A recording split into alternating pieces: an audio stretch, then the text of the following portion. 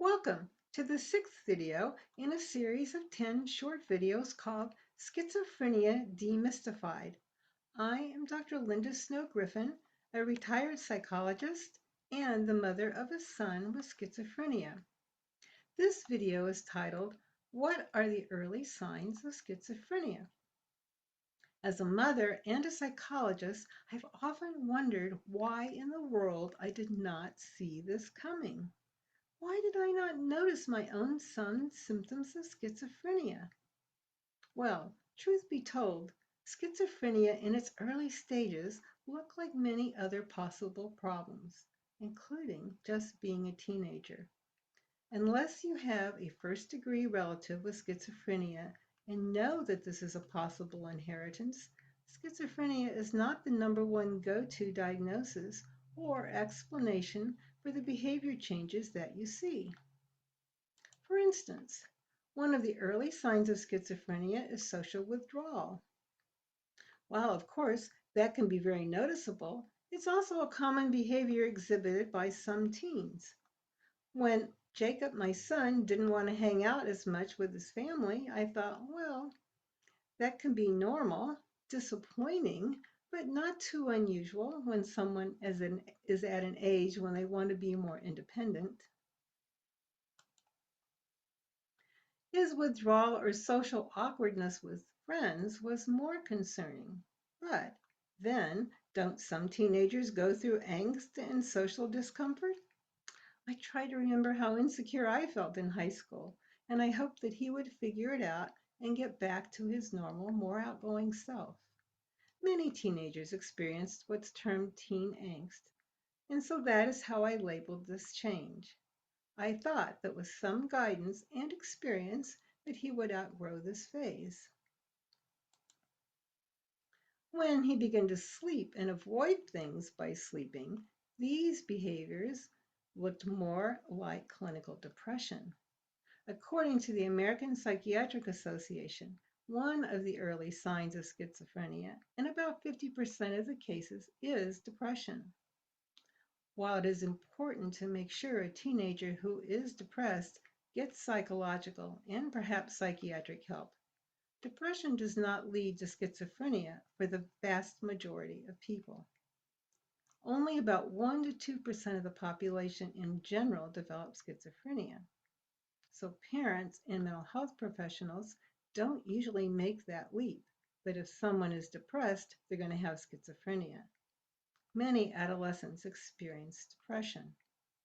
According to a 2020 survey, 17% of US teens were diagnosed with a major depressive episode. Another warning sign, his disorganized thinking, became apparent a few months before his actual diagnosis. His ability to express himself verbally was not noticeably disturbed, but his creative writing teacher asked to meet with me because she was concerned about his writing. He kept qualifying his statements with asides and parentheses. She said that she had talked to him about his use of parentheses, but he continued to use them anyway, and she couldn't figure out why he was so resistant to her instructions. When I looked at what he'd been doing, I quickly rationalized his style to be related to one of his favorite television programs at the time, Mystery Science Theater. It was a popular program that made fun of movies with a group of characters taking the part of critics. Their comments were funny asides or additions to the scripts. His use of asides in his essays looked like Mystery Science Theater.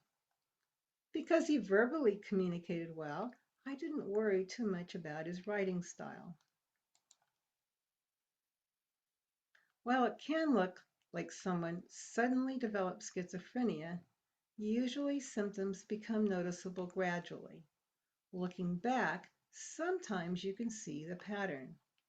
But most of the time, even with the depression and the few odd behaviors, Jacob looked and acted like most other teenagers.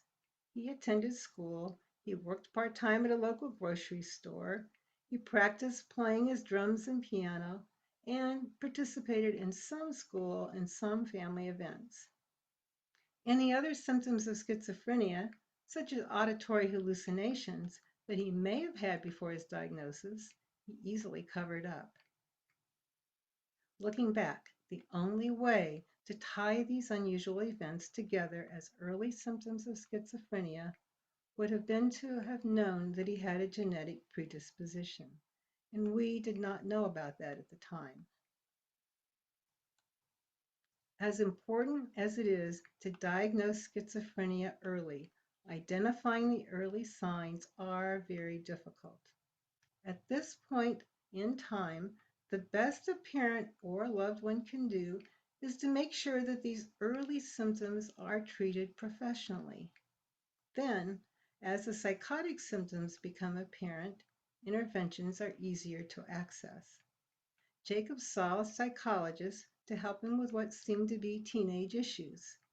Later, he needed help for what looked like depression, so we added a psychiatrist for medication. Because of these interventions, his psychotic symptoms were addressed as soon as they were recognized. Hopefully, in the future, finding a way to diagnose schizophrenia earlier will be possible. So, what do you do if you or someone you care about might have schizophrenia? The next video will talk about how to get help. In the meantime, you can go to my website, lindasnow-griffinphd.com, to find resources. Thank you for watching this video.